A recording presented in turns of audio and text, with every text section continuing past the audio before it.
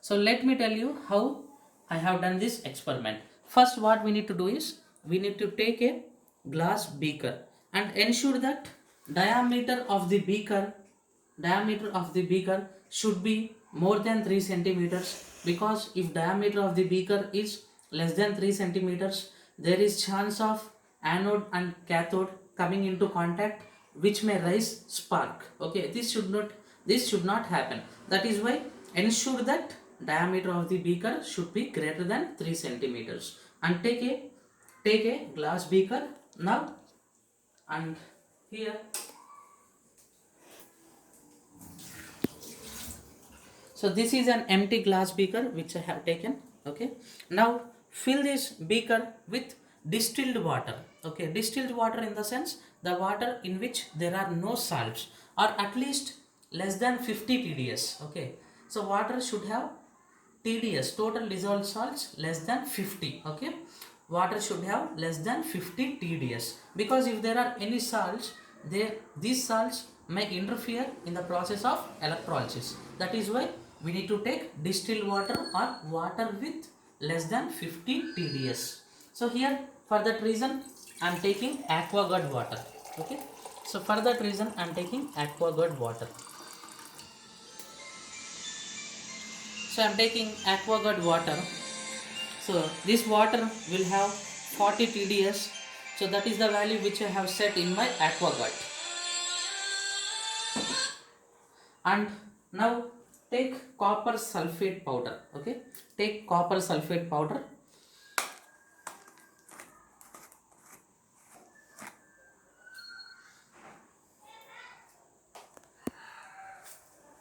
And never touch any powder in chemistry lab with your hands without wearing gloves. Okay, so this may react with your hands and it may cause skin irritation.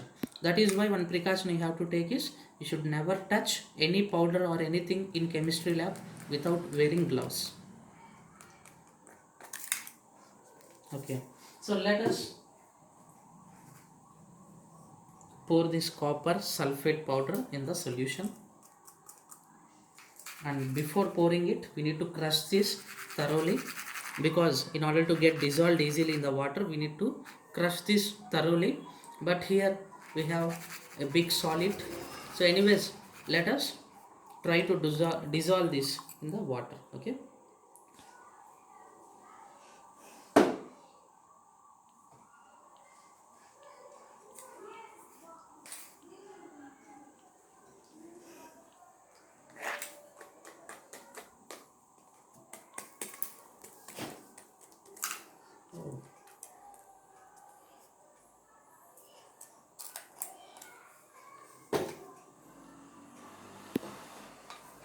okay, so I have taken some copper sulfate solution, and what you have to do now is you need to mix this copper sulfate solution thoroughly, such that it will form a uniform solution. So for that, what we have to do is we need to stir this copper sulfate solution under heat.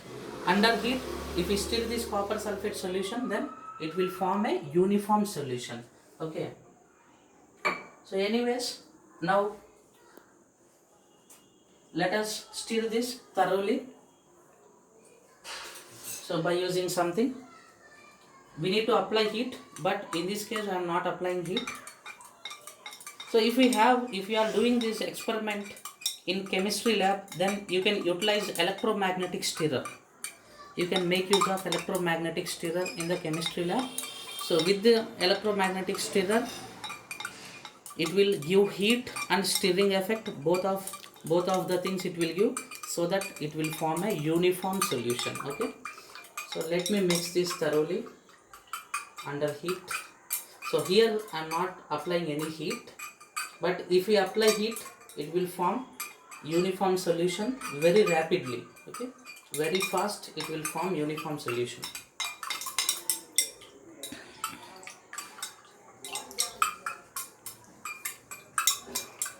And if you are doing this in your home, please take precaution.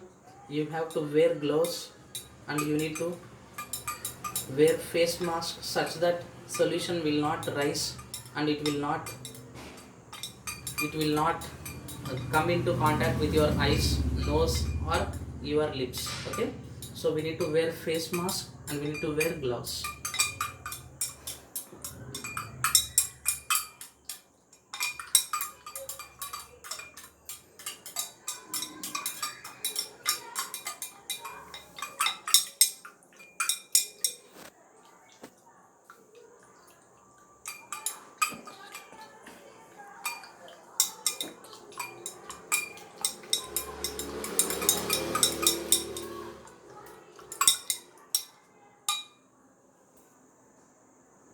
So now you can see we got a uniform solution of copper sulfate. Okay, so completely copper sulfate was dissolved in water. So we got a uniform solution of copper sulfate, as you can see. But we have in this water, we have some of the impurities, as we did not purify copper sulfate. We have some of the impurities because of because we did not purify copper sulfate. Anyways, let us carry the experiment with this.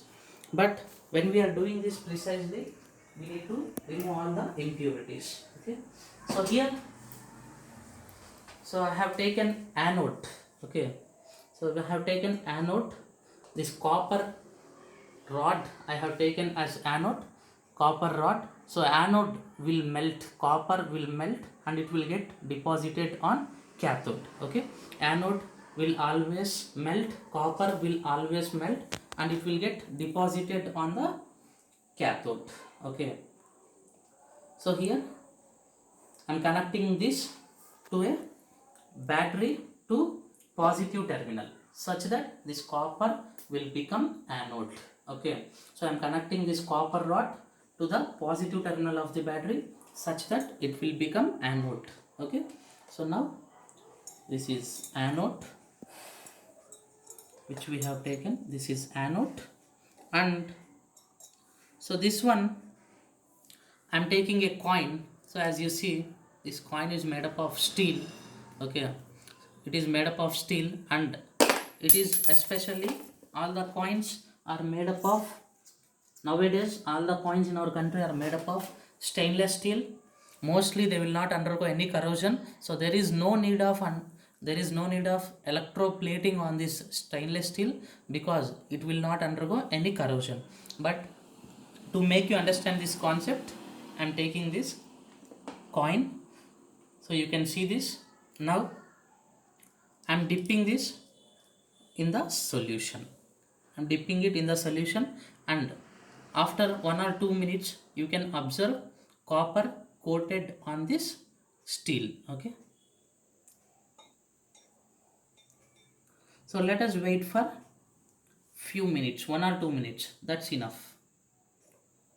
So here, so amount of copper, amount of anode deposited on cathode will always depend on amount of current passing through the solution. Okay, so to make analysis how much copper deposited on cathode, how much anode deposited on cathode, so actually Faraday proposed two laws. They are called as Faraday's law of electrolysis. So according to Faraday's first law of electrolysis, so amount of copper deposited on cathode is directly proportional to current passing through the solution.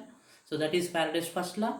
And Faraday's second law is, so amount of copper or amount of anode deposited on cathode is directly proportional to time also, time through which current is passed. So here we have two factors. One is amount of current we are passing through the solution and second one is the time through which current is passed. Okay, so it depends on these two factors. If we keep more and more time, then more copper will be deposited. If we pass more and more current, then more copper will be deposited. Okay, so these two factors, it will depend on these two factors. So let us wait for a few more minutes.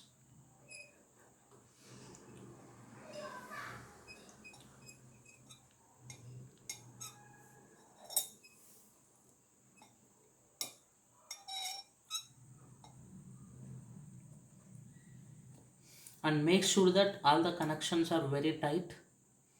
All the connections are very tight.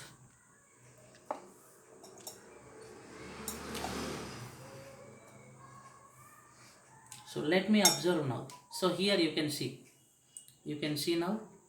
So you can see as one end of the coin is coated with copper. I think it's visible in the video. One end of the coin is completely coated with copper. Okay, one end of the coin is completely coated with copper. You can see the difference here, this side and this side. So this side, so it is completely coated with copper, it is red in color, whereas this side still we need to keep for some more time for the copper to be deposited here. Okay, you can clearly observe the difference here. Okay, so one end is completely coated with copper and other end still we need to keep for some more time. Okay, I hope it's clear. Okay, this is the technique behind making imitation jewelry, and also it is widely used in automobile industry. So to coat ferrous metals, ferrous in the sense iron alloys which are made up of iron, to coat ferrous metals with copper, nickel or zinc such that they will not undergo corrosion. I hope it's clear. So thank you for watching the video.